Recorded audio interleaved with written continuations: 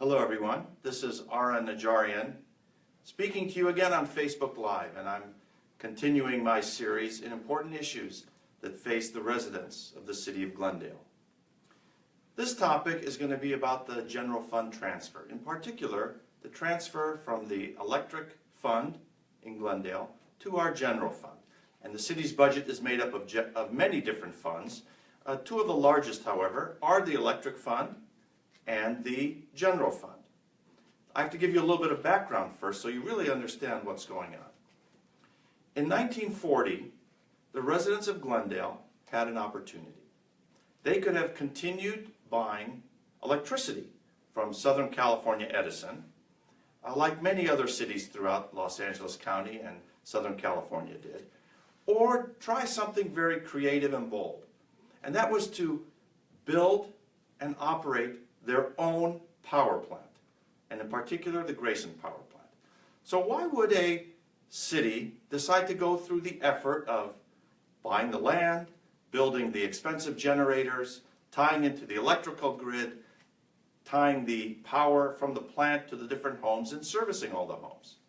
Well, our founding fathers, actually our city council in 1940, realized that this was an opportunity to get income. The income was going to be derived from the funds and money coming in to the electric fund. Now, why would they do this? They would do this to supplement the general fund. The general fund is the city's catch-all fund where we pay for some of our most important services, such as the police department and the fire department. Those two departments alone take up about 2/3 of our general fund expenditures. The other way that the city was getting money was to put taxes on your property taxes. Glendale always wanted to be a low property tax city. So, by keeping our property taxes low, they had to come up with money from another source. And that's why they decided to come up with the idea of opening the Grayson power plant. So, in 1941, the city council went forward with opening the plant and decided that there would be a transfer of the money from the electric plant to our general fund to meet our needs. Now, this was a decision by the city council, and it was put before the voters. And that's important because it wasn't just a city resolution where the council can vote. It wasn't a city ordinance, a law, where only the council votes. This was a charter. This was embedded in the city's charter.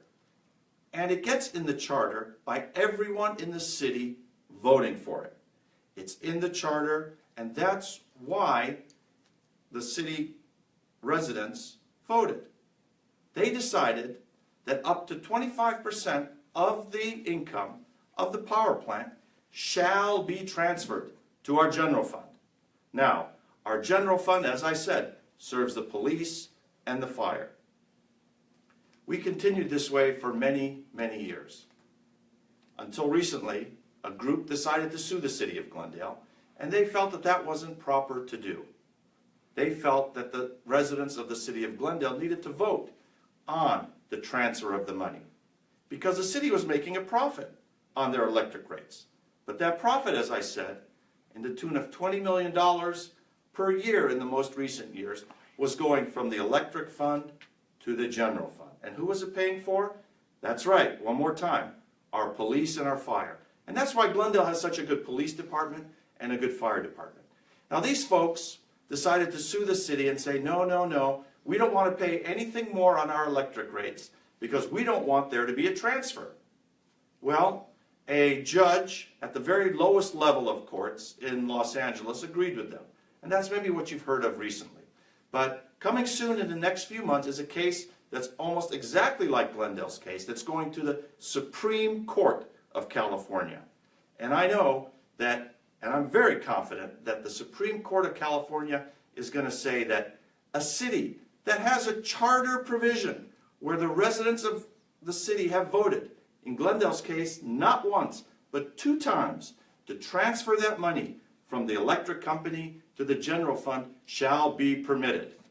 And folks, let me tell you, in the 1 in a million chance that this rate transfer is not permitted, we're going to have a $20 million hole in our general fund.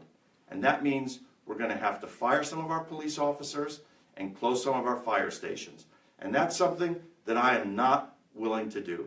And that's why I'm encouraging the city to hang on and challenge this lower court's ruling into a higher court, and at least wait until the case that's before the Supreme Court of California gets decided, and then hopefully we will be vindicated and we can continue to give you the excellent police service, which keeps us as the third safest city in the United States for our size, and excellent fire service, where our ambulances and firemen can come to your house in 2 minutes, a little bit more, for those medical emergencies and fire emergencies that you have. So that's the story of the general fund transfer.